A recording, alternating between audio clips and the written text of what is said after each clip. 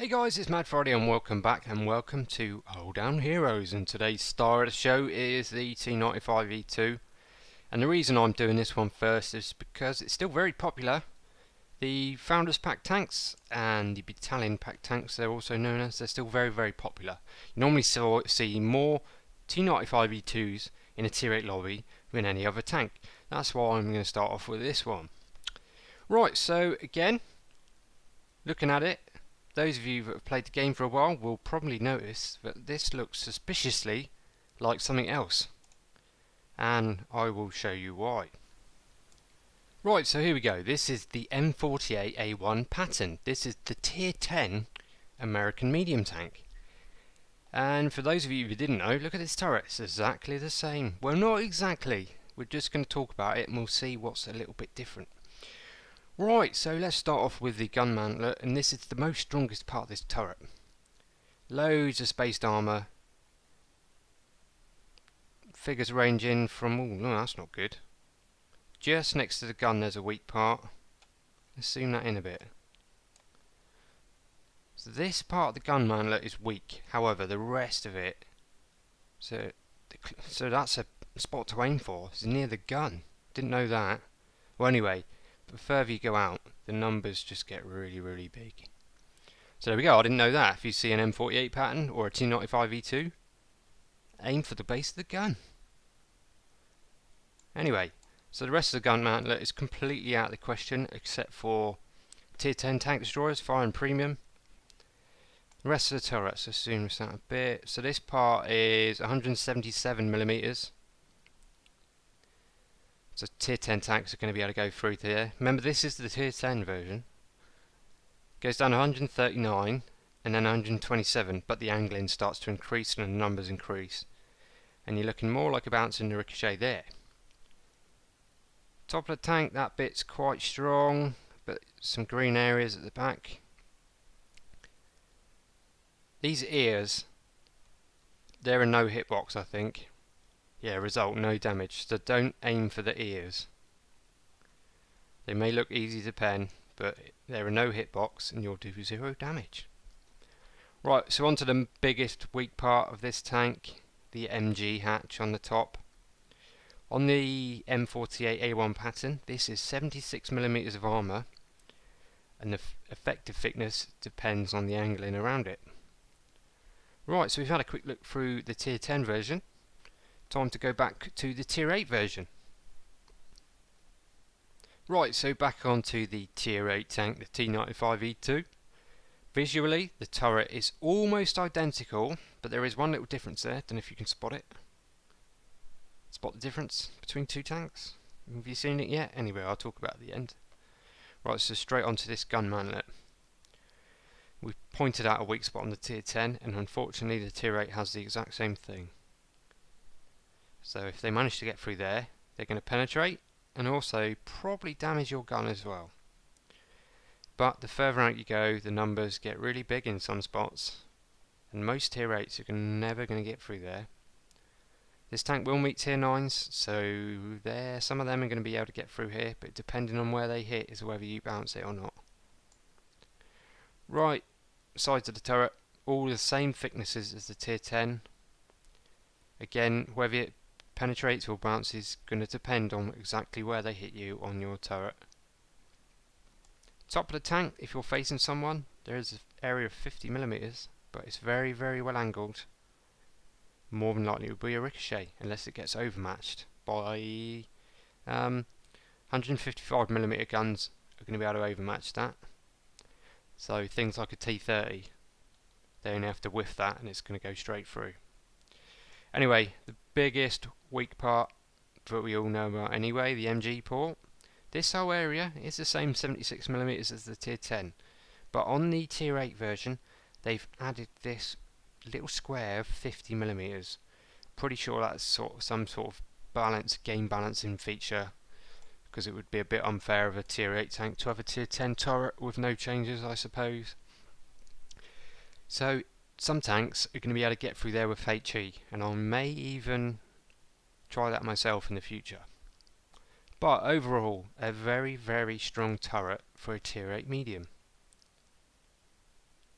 very, very nice effective thickness on most of it. There are a few areas like that and by the gun, but as long as you keep moving, hopefully you'll reduce the chances of them being able to pull out the weak spots. So, it's got a really strong turret, so why do I see so many people in these things? As soon as they spot you, they just park out in the open, they don't even bother to angle any of this. And if they do that, just aim anywhere around here, it's going to go in, and even if they angle at a decent angle, still going to get penetrated. So this is one medium. You can use its 9 degrees of gun depression to increase the turret angles. Let's try that out. Yeah, that's not bad, look. So you either want to use ridge lines or get this thing hold down, but still move backwards and forwards when you hold down to try and avoid people penning this bad boy here. Right, so we talked about it. Good little tank. I like this tank, and let's go and see if I can put the method into action.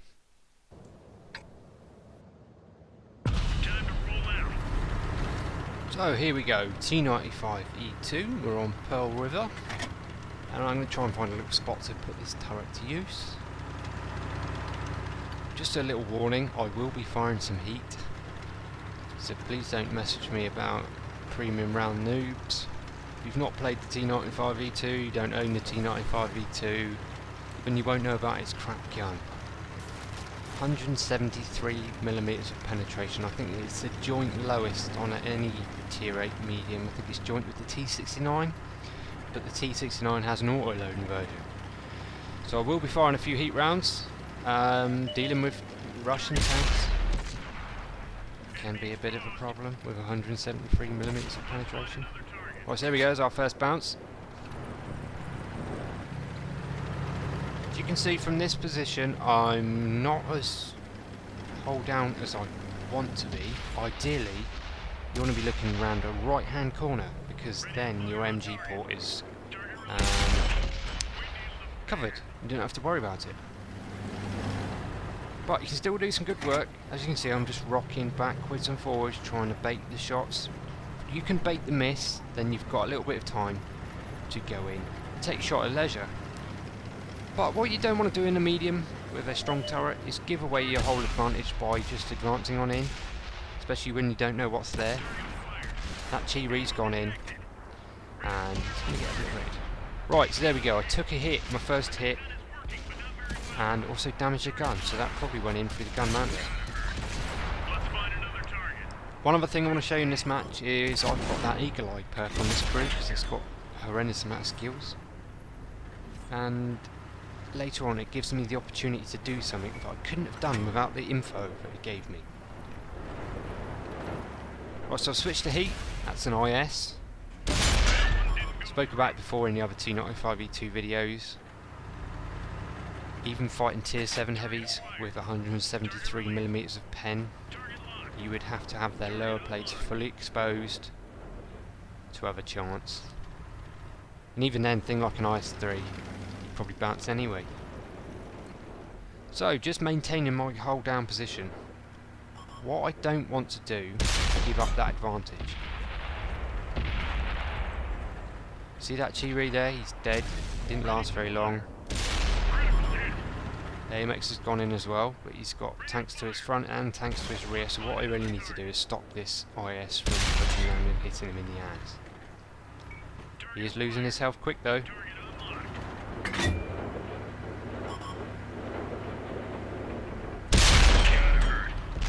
Right, so I had heat loaded for that shot. I could have ideally used AP there, because if I hit the tracks it wouldn't have done any damage. And also, the side of an IS isn't too thick, but what do I do? Do I have AP loaded and hope the IS-3 doesn't poke, and I go for the IS? Or do I have heat loaded just in case the IS-3 pokes round? So there goes down the EA AMX M445 already. So that's two of our tier 7s that have gone in and got smashed. And we've put out a fair bit of damage so far, and only taken one hit in return. Here we go. There's that IS-3. He's going to be a problem if I don't put this turret to work, and I'll take another hit there. Sort of saying even tier 7 heavies can give you a problem with this turret. So you keep moving backwards and forwards, bounce in there.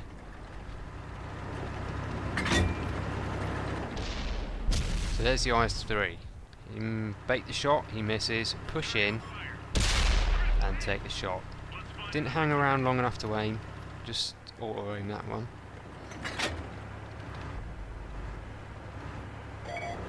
Ready to fire on target. So I'm getting hit in the ass, what do I do? Target unlocked. So what is it? What does it say? Is it suppression? They've let a suppression snuck up behind me. Track hit. What am I doing? A bit of a controller derp here.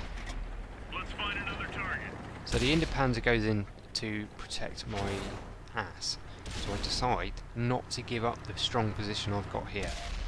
Ready to fire on target. Go, finish him off. Ready to fire. Target released. Here's the IS-3, I'll get one in. We're immobilized. Hits our tracks. I've already used my repair kit, so I'm screwed. Ready to fire. Bear knocked down. Boom.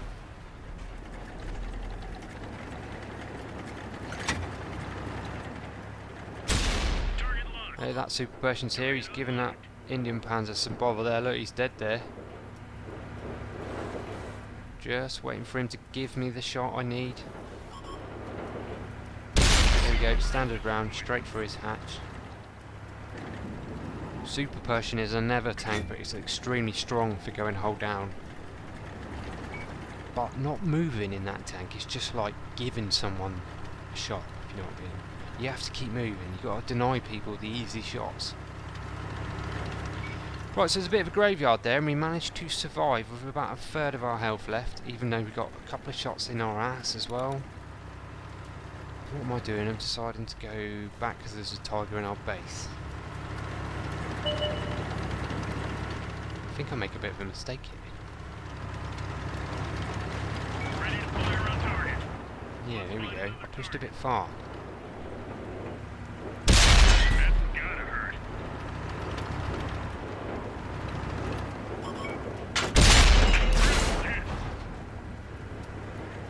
If I'd have got hold down over that corner, that shot probably wouldn't have gone in.